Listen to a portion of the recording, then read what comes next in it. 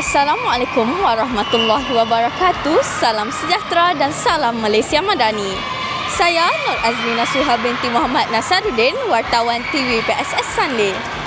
Bersama saya berada dalam kejohanan bola jaring MSSD Kuala Muda 2025 yang berlangsung di Sport Arena Aman Jaya.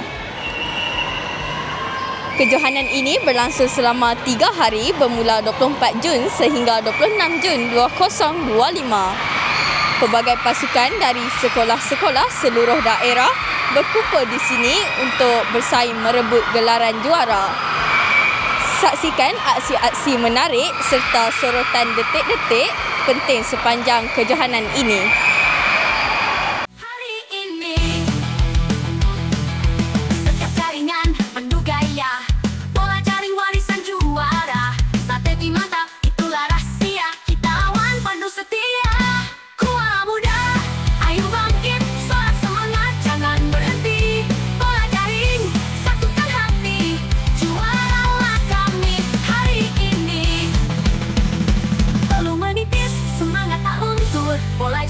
Ajar kita bersabar, hormat lawan, jaga maruah. Itulah semangat MSSD punya arah. Kuala Muda, ayo bangkit diri. Bola jaring, lambang berani. Bukan hanya tentang juara, tapi persahabatan yang kita cipta. Nama saya Fatah Alisha dari Sekolah Waka Arang. Saya main position GA, goal attack. Perasaan nervous sikit lah sebab lawan sekolah yang padu-padu kan. Itu je.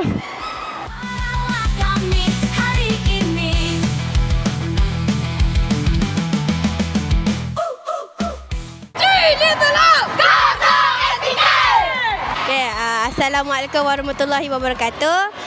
Kami daripada Sekolah SMK Sungai Pasir. Nama saya Khaira Safia binti Zulkifli. Saya punya position dalam bola jaring adalah goal defend dengan goal keeper. Apa lagi ya?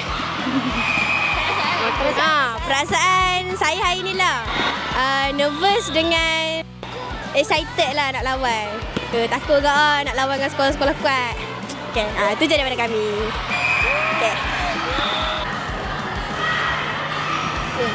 Sekian sahaja laporan saya, Nur Azlina Suha binti Muhammad Nasaruddin, wartawan TV PSS Sunday.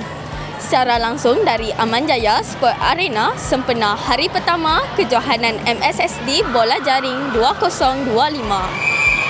Teruskan bersama kami untuk mengikuti perkembangan menarik pada hari-hari seterusnya.